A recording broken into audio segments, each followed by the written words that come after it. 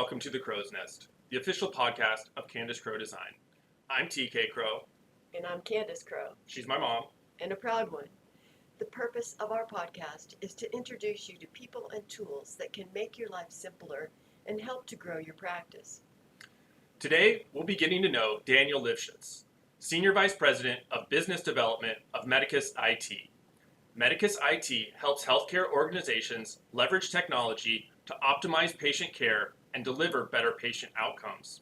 Headquartered in Atlanta, Georgia, with service centers in New Jersey, Ohio, Florida, Arizona, California, and North Carolina, Medicus IT is one of the nation's top healthcare IT providers. Daniel is obsessed with revolutionizing patient care through technology. He is an alum of the University of Miami, a lover of aviation, strong coffee, and fast cars. We hope you enjoy it. Happy listening.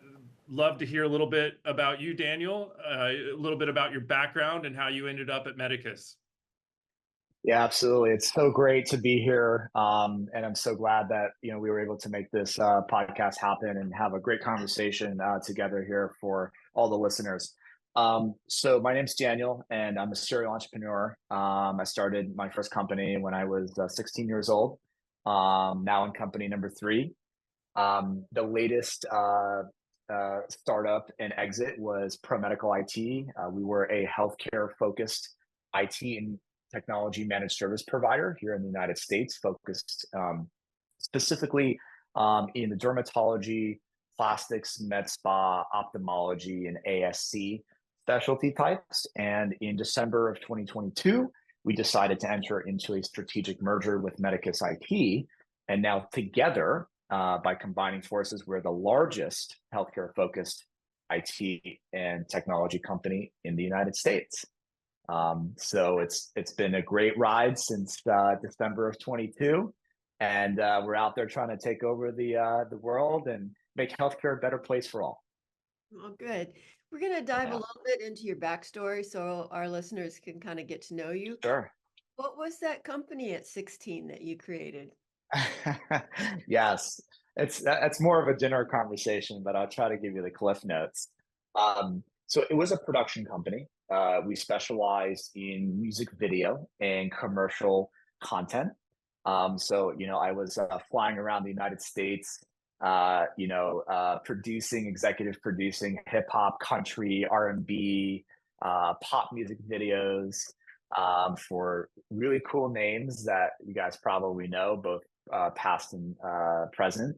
I took that all the way through the age of about 25, at which point I started to lean in a little bit heavier on the tech side, which was a company I had started a few years after the age of 16, about 18, and then sort of pivoted. But it was fun, it was great to fly to Los Angeles and blow up some pyrotechnics in downtown LA and land helicopters and beaches. Wow. And yeah, a lot of really cool stuff. So it was really exciting, but it taught me a lot at a really young age about the fundamentals of business. The music business is a very cutthroat market, that entire entertainment business. So everything from, client expectations, customer service, budgeting, logistics, cash flow, operations, customer relations, because I, as the production company owner and executive producer, was in the middle of all these different personalities, right? The artist, the manager, the director, the line producer, the production in general. So everything crisscrossed me in some way. So I grew up really quickly doing that, but it was a lot of fun. And your bio here says you're a lover of aviation, strong coffee, and fast cars. Absolutely. If you ever run into me, chances are I'll always have a cup of cold brew or something equivalent. Just something that I love to lean into for an energized day. Not that I need it because I'm already waking up that way, but it helps. And yeah, I've been, aviation's a hobby for me. I love it because it represents a couple things. One, freedom, right? Freedom of flight. I'm at the most sort of state of peace and enjoyment when I'm flying on an airplane. I think it's such a magical thing if you really think about it, right? And also the engineering behind it. I'm a tech guy at the end of the day. So just the engineering of getting 200, 300, 400 people up in the air safely from point A to point B in relative comfort is just such an incredible thing, to witness and study. One little sort of geeky thing is a couple years ago, I read the entire technical manual from British Airways and Air France on the Concorde, which was the first and last supersonic passenger plane to ever exist. And it was a fascinating read. It was about 1,200 pages. Wow. But it was, it's so nerdy, yeah. But it was that. What was cool about that plane? It's both a triumph and it's a triumph and a tragedy in one. It's a triumph because the plane was developed in the 50s and put into production in the 60s, or maybe early 60s and put in production in the 70s. But it was truly ahead of its time. They had to invent things that didn't exist for that plane to work, right? From computers to fly-by-wire technology, right? Didn't exist. The tragedy of that plane is it's the only time in history, to my knowledge, where we've actually been regressive in technology. We've gone backwards because when that plane was put out of service in 2003, there was nothing to replace it. And to date, we still have nothing to replace it. So it's a really interesting sort of perspective there. And on the last flight of the Concorde, the famous poet flew on it along with a bunch of other celebrities. But Maya Angelou, if you know who she is, wonderful poet. And she said some very prophetic things, but she talked a little bit about how sad it was from a poetic sense, right? That humans have, for the first time in history, been regressive versus progressive. But the good thing is today we're going to be talking about being progressive. There we go. Yes. Yeah. No Concords today. No Concord stories today. Yeah. Let's just jump right into trends in healthcare IT that you've seen. Yeah, it's such a big topic, Candace. I think today we are in the most exciting part of the convergence of healthcare and technology for a couple of reasons. One being that technology has really matured to a point where adopting it and implementing it into a healthcare environment is relatively easy versus what it was 5 or even 10 years ago. So what that really translates into is such a low barrier of entry for practices that are both small, medium, large, and enterprise to take that same technology and implement it into their companies. So everything from a single provider practice with 5 employees to one that has thousands gets to buy the same technology at the same price point, more or less, and implement it. And that's what's so exciting, right? And there's things that have matured and evolved, whether it's patient experience or revenue cycle management on the billing side or on the automation and workflow efficiency side, that has really gotten to such an incredible point today from a product and service perspective, where it would be, it would be a disservice not to adopt it for your practice because it's so easy and so inexpensive. So I think that's really exciting.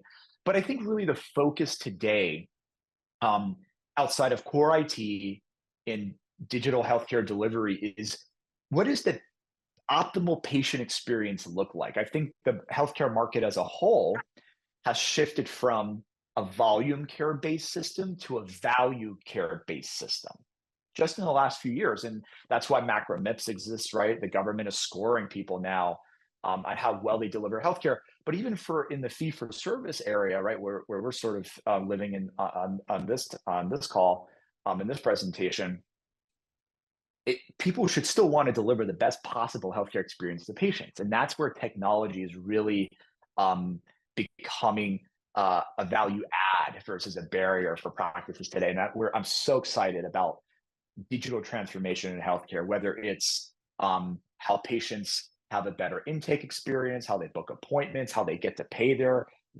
practice, right? Things like that really make it a pleasure to see your doctor versus a challenge. How if I go that far? Yeah, we're trying to get there. Technology is going to do its part in that equation. And most of our listeners will be plastic surgeons, dermatologists, med spas.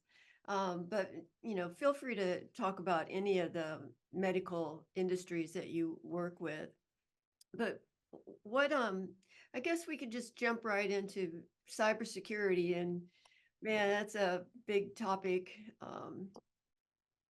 And a handful for most of our clients that even keep passwords written down or use their sons or their address as a password. And, it's not Yeah, it's not being addressed real well in our space.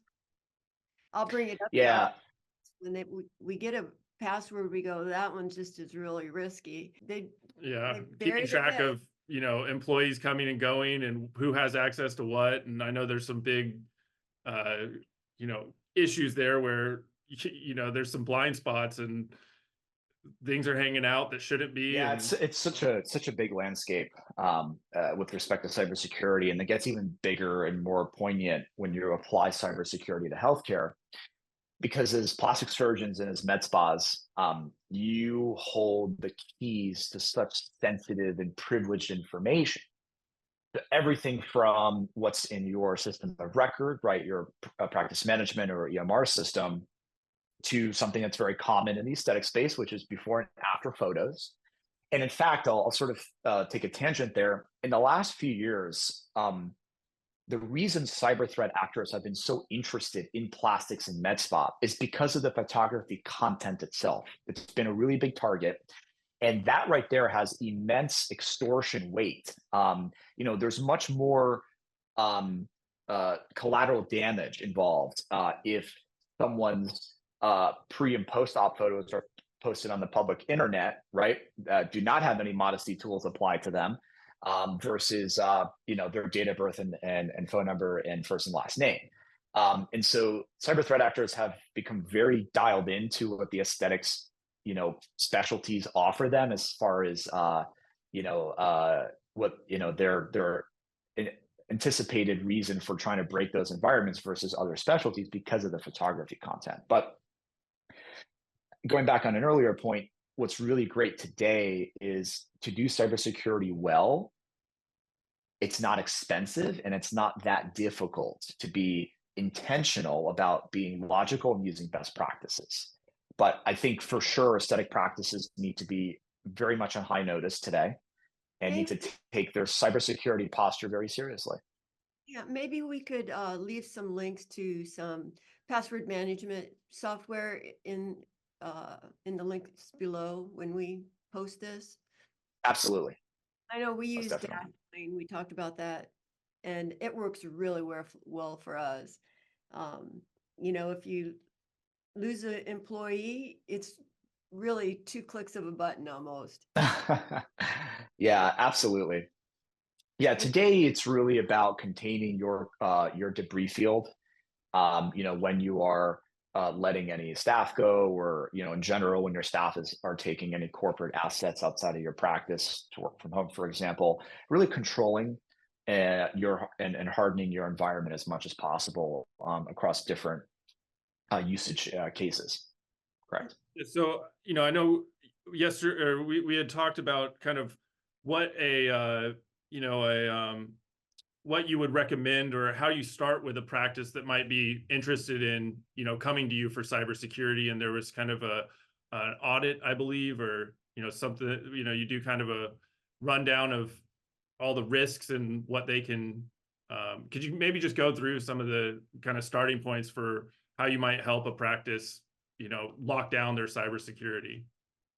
Yeah, absolutely. And if it's okay, I'm just going to share a couple slides to help, set that answer up. Just because this is such a deep topic, and while it's exciting, and I could talk about it for hours, it's a very complex topic, and we do try to distill it down to the basics, so we can really have a great starting point on what practices can do today to really optimize it. So I'm going to go ahead and set this show up really quickly. What can a practice do? What should they look for in a good IT partner, whoever that may be? It really comes down to a couple of key areas of requirements on what a good IT partner should be doing. So IT and cybersecurity, of course, are intertwined very closely.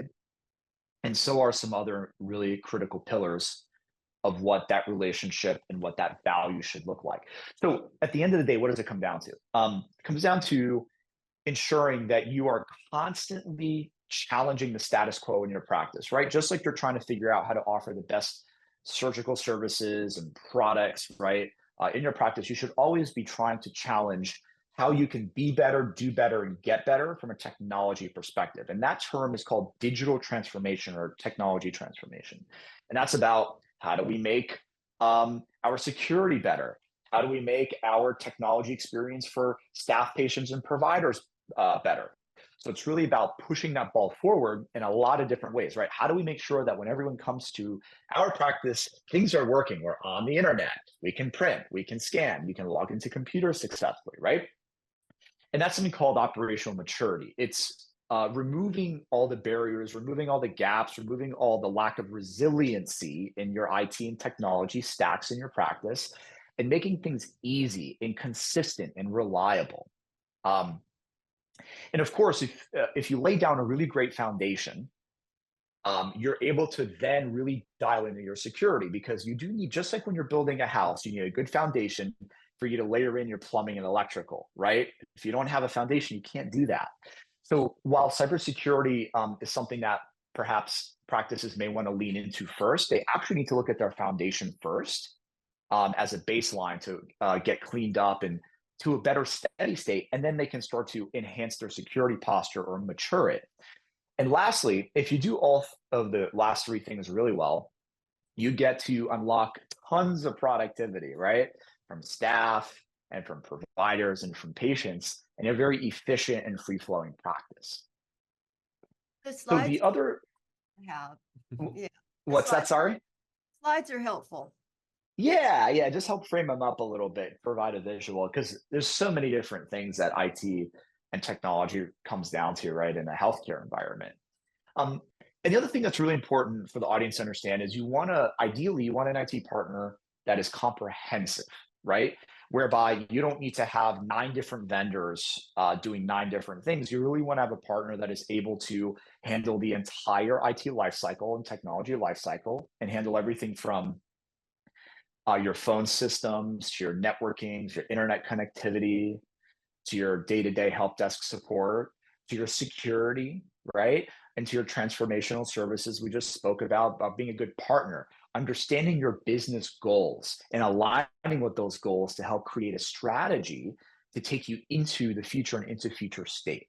And of course, other sort of peripheral products and services, whether it has to do with backups and HIPAA compliance and things like that. So a good IT partner, and one that's, of course, if possible, specialized in healthcare, because healthcare is a very unique space and market.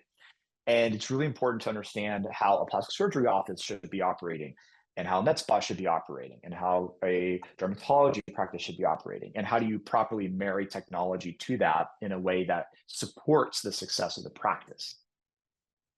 So I think the biggest question is, and we'll lean into one specific topic, which is security. And the question is, what can I do today following this podcast to try to do better and get better? What should I question my current IT vendor about to see if we're doing or not doing? And so several months ago was a milestone in the history of healthcare and cybersecurity, where the entire United States experienced one of the largest outages in clearinghouse processing, and that being the Change Healthcare cyber attack, which was the largest of its kind to ever hit an American healthcare organization. And a lot of practices and organizations really got woken up by that event significantly. It was a huge inflection point, in my opinion, in cybersecurity awareness. And we've seen a big uptick in a lot of practices, both ones that are coming inbound as new potential partners or existing customers, on asking, we'd love to actually approve that quote from last year that we said, we'll leave it alone for a bit, and move that ball forward on that security product or service, right? So at the end of the day, cybersecurity comes down to the basics, just like most things do in life, right? Let's go back to the basics and let's keep it simple. Let's kind of go through some of the main proof points here.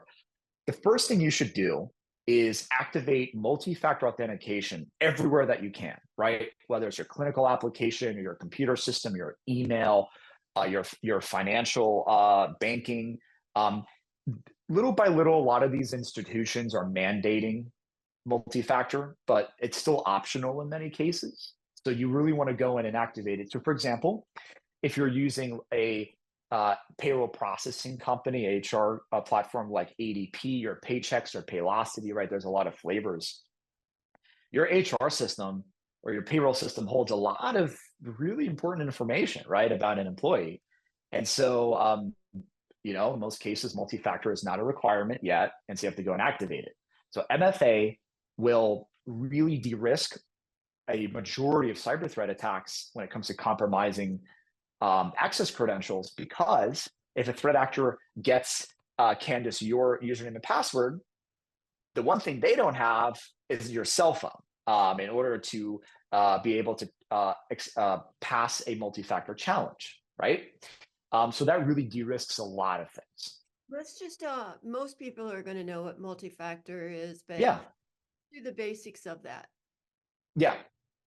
So multi-factor at the core is another challenge, credential challenge of a certain type, and I'll dive into that in a second, that is above and beyond your username and password. So if you log into a computer, in most cases, your username and password is enough to log into your profile. However, what if a threat actor knows your username and password, right? So you put that in. The next thing that's going to happen if you have multi-factor enabled is one of a few things. One, you can get a text to your cell phone with a code, right? A one-time code that expires, call it typically after 30 seconds, that you put into the prompt that's asking you for the code to then proceed forward with the login. In some cases, we have practices using physical digital smart cards or USB tokens. So if it's not physically present on the computer, it will not allow the factor to be, or the factor challenge to be passed. You also have push notifications like Google Authenticator or Microsoft Authenticator, where it's literally a big green button and a big red button that comes up on your phone and says approve or deny the login, right?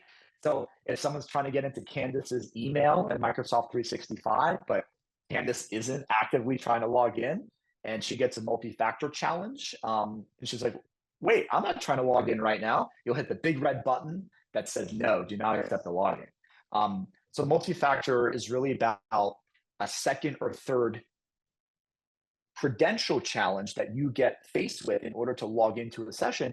And now we're going into actually multiple layers of challenges. So not just putting in a one-time passcode, but doing a one-time passcode plus a push notification, or a dongle, right, plus a push notification.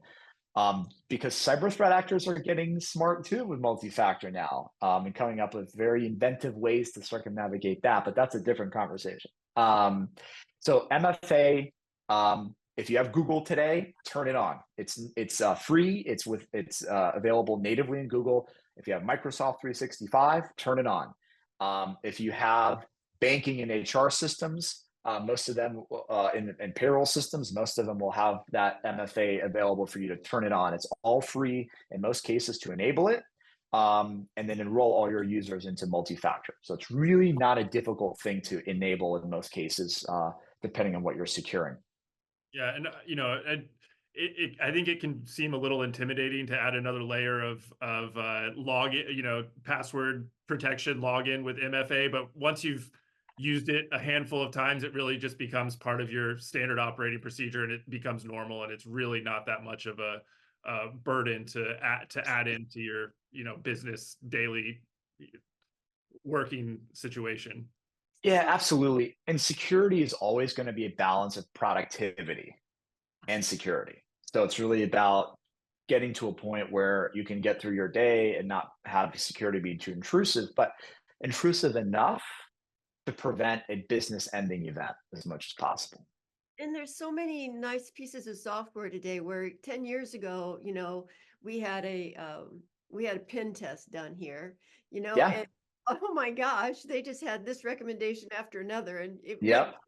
cripple you because where do you keep all this? But with these nice little programs, CrowdStrike or SentinelOne, or Dashlane, sure does make it a lot easier.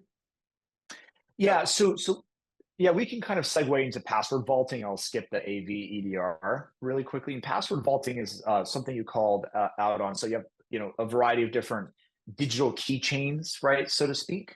LastPass, 1Password, Dashlane. You have a lot of products or derivatives of those products out there that will allow you to securely hold your credentials and your credentials of your staff. So, for example, the days of putting credentials or passwords on sticky notes and putting that behind your drug cabinet drawer, doors, and or on a printed sticky label on your monitor on your desktop, right, that we see commonly, those days should be over, and they should be over quickly. There's a lot of bad actors out there that are social engineers. They'll come to your practice, pose as a patient. They'll try to steal those credentials visually, right, or take a photo of them. This happens time and time again. There's a lot of cyber breaches that have occurred that have been a function of social engineering, just like that. So really, you have these really inexpensive programs that are called password vaults that you can use for your personal credentials and that of everyone in your practice. So for example, you can share credentials securely in a folder to your clinical staff, your admin staff, your financial staff or HR staff. And then when they're no longer, let's say, part of your organization, they don't get to keep those credentials, right? You deactivate access to that password vault folder for them. And it's very easy. And then when you hire a new employee, you give them access to the folder that they need to have access to with credentials. So you're not constantly circulating a Excel spreadsheet of usernames and passwords, for example, right? Or a Word document that is not protected, but even that can be broken into. So password vaulting, very inexpensive. Usually it's $1 a user a month, or if that. Usually they have it in blocks of 5 to 10 users, so super cheap, but very powerful to secure credentials in the environment. Wonderful. Yep.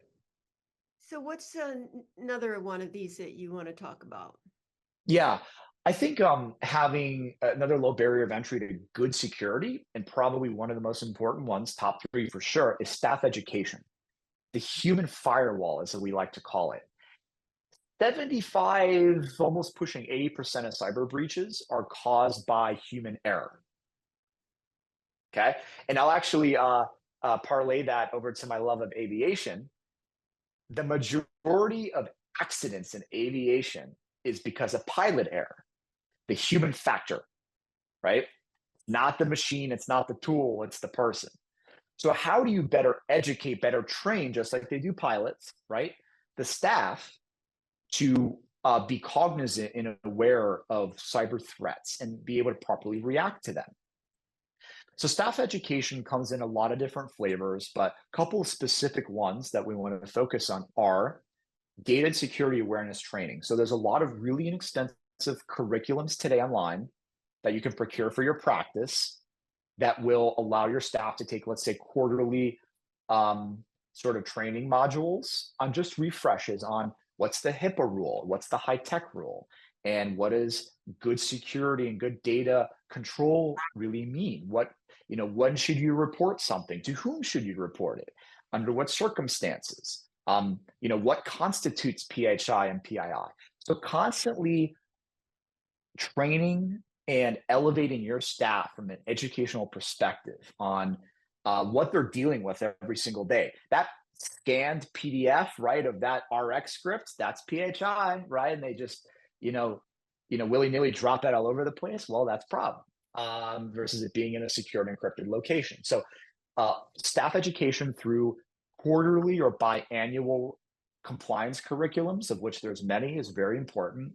And then also what's really important are mock breach and mock phishing campaign scenarios, whereby there's a lot of great tools out there. KnowBe4 is a really popular one. We use it too as a company for our customers.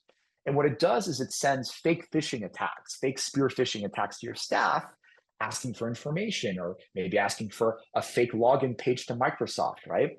And then you get a report back on who clicked on them. And then that's an opportunity, for example, to retrain your staff. So when the real thing comes along and there's a malicious or ill intent email that comes through, they'll have better visibility and knowledge to quarantine and delete it, not act on it, as well as, oh, I should probably delete that PDF I just scanned off my computer and purge it, just so that we don't have extra PHI floating around, right, unnecessarily.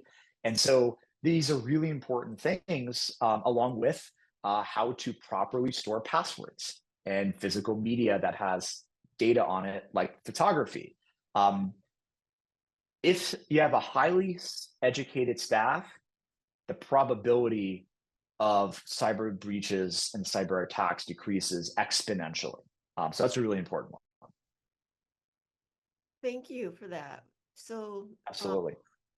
Yeah, we work in a pretty large office complex, and we're friends with some of the other people. There, at one point, there was a financial management company, and one of the employees had left her. She was working in her computer remotely, and had left that on, and the cleaning company came in and printed a document from her computer while it was on, and she had to, all the information of all the customers in the company was made public, so they had to go through, and it was a huge issue for them. So some of those things can just be mediated by better education, better business processes, and things like that. Yeah, TK, I think you bring up a really great point, and something that's here on this sort of matrix, and that is, limiting and securing external access, right? There's a lot of work remotely now because of COVID that sort of changed the professional landscape a bit, including healthcare in some cases, depending on the role and responsibility of certain employees in the practice. So ensuring that you are very intentional about who truly needs remote access to the practice, to a computer or to a system or application, what the controls are around that meeting, to your point. Had they had an auto lockout feature, meaning if there's no activity for, let's call it, 5 to 10 minutes, that it'll auto lock the session or disconnect the session, right? To avoid a bad actor, such as maybe someone on the cleaning staff, seeing something valuable and lifting it via screenshot or even printing it, taking control of the computer in that sense. There's a lot of open access to a lot of practices out there that we have taken on as customers that we immediately shut down. So one thing you need to do is ask who's remoting in remotely to anything, why, and do they need it? And what level of access do they have? And how is it being done? Because you have to make sure it's secure, whether it's into a secure cloud environment or through VPN or a secure remote access software. There's a lot of different ways to do that. So when you're onboarding a new client, what does that look like? Yeah, it's a really great question. So whenever we sign up a new partner, we like to really call them partners versus customers. When we sign up a new customer, typically what happens is we have about a 60-day onboarding timeline sequence. And at the very beginning, our team is analyzing, assessing, looking into every part of the practice's technology stack and infrastructure. What's their clinical system of record? Do they have patient intake systems? What is their networking look like? What security do they have today? How are they connecting to the internet? What hardware is out there between laptops and iPads and computers, right? So we're inventorying everything. And what that does is it allows us to measure immediately the level of risk a practice has before we go live with them from a support management perspective, and to do a immediate current state gap analysis so that once we get started with them, we can start preparing their roadmap after they go live with us on, okay, we noticed this big security issue, this big gap that we need to fill, or your firewall is failing, so your incidence rate of not being able to connect to the internet tomorrow morning is very high, so we need to replace that piece of hardware. Or you have computers that are 10 years old, right, that we need to refresh. So we do a pretty deep dive due diligence effort as we are learning and onboarding the practice, so that once they go live with us on their first day of support management, at the end of that, call it 60-day timeline, we know everything they have going on. We know what might fail and what sort of projects and initiatives and changes we need to put forth to the practice that they may not even have known about all these years, right? And remember, IT is a very wide specialization. It's big and it's beyond one person. It's beyond two people. It's beyond 5 and 10 people. And that's why we really need to have a good partner that has a good sized team. Doesn't have to be a massive enterprise, but a good sized team that has staff and a brain trust there at that company to help you with every part of your IT infrastructure, right? Cybersecurity, compliance, networking, connectivity, clinical applications, et cetera, to have the most successful outcome, both for your practice and in your partnership with that vendor. Sounds like you've got this process down. We've only done it a little close to 1,000 times already over the years. So yeah, Yeah. absolutely. So let's just quickly go over a few of these that we've missed. I don't want to, make this go way too long, but just maybe Sure. on the topics that we haven't touched on. Yeah, so I think another call out sort of in our, quadrant one high priority is going to be having good antivirus and good X or EDR. And everyone in the last few decades or so has heard the term antivirus, like your typical Kaspersky, McAfee, right? WebRoot products that are out there. However, antivirus in and of itself is not enough because of the way that it works and functions. At a basic level, what happens is antivirus software looks at all the files in your computer and it checks it against a database of known threats, right? The problem with that is because of the pace of innovation in the cyber threat world, there's threats that aren't yet known or available in that database. And so you have to be able to catch things on computers and servers that are anomalous or that are not normal, right? From an ordinary course of business perspective. Also, antivirus is unable to respond to a threat. It can only identify and alert. So there's a new suite of products that have hit the market and call it the last 5 years. And it's called extended detection and response, right? So think about a threat that's on your computer, Candace, a malicious file, right? Some sort of malware spy bot software, let's say. And the antivirus identifies it and alerts it. But you may not be there to catch the alert or respond to it quick enough within milliseconds. So EDR products now are going to detect the threat, but also neutralize it. So they're going to quarantine the file immediately. They're going to delete it, put it into a holding location, and immediately go into a different state of monitoring and response on that endpoint very, very quickly and start to look for other things. So it's very intelligent software that allows you to not only detect, but also respond to threats live on endpoints. So you have companies such as SentinelOne, which is very popular, CrowdStrike, Endgame. You have a lot of really great EDR products today that are going to allow you to have a very powerful security engine on each computer for a very, very low price point. This software is no longer priced at what it used to be years ago and is very affordable in the small and medium-sized business segment, in the SMB segment. That's helpful and practical information for our listeners. Yeah. Having good AV, EDR products on all your computers is very important because you can't control everything. No amount of money can. Something will inevitably get through some way, somehow, but it's all about how you then triage that threat actor or that threat itself in your environment and prevent it from moving laterally, let's say, from that endpoint and then hopping over to other pieces of infrastructure in your environment. So this is a really important thing to consider. Outside of the basic AV product, it's time to mature and advance that to an AV, EDR, XDR product. There's slightly different nomenclature out there for it. Wonderful. Yeah, isn't one of the statistics like a virus can live on your computer for 18 months before it starts playing havoc? Yeah, it's a great call out. So that's what we call dwell time. So it's the period from when something is infected to when it actually is executed. Threat actors really like to be in listening and learning mode for quite some time because they want to know what you have going on in your environment. What are the different ways to access things? What are they really looking for, right? So if they land in a plastic surgery practice, and they may not know that, right?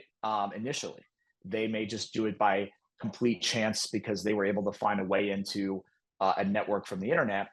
And then they're like, ooh, wow, Canfield photos, Ooh, file share of before and afterwards. Yes, it's time to upload, baby, right? And so they'll do what's called an exfiltration, where they'll pop all this stuff into their, cloud storage, and then they'll extort you, saying, "Hey, we have now exfiltrated all your data." So the dwell time is when a threat actor is kind of snooping around your environment, and this product will help you identify those dormant threats that may exist in your environment, and in some cases remediate them for you, or eradicate them.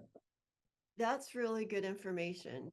You know, I like that you put the names of them out there, and we'll put them in links below when we Yeah. publish.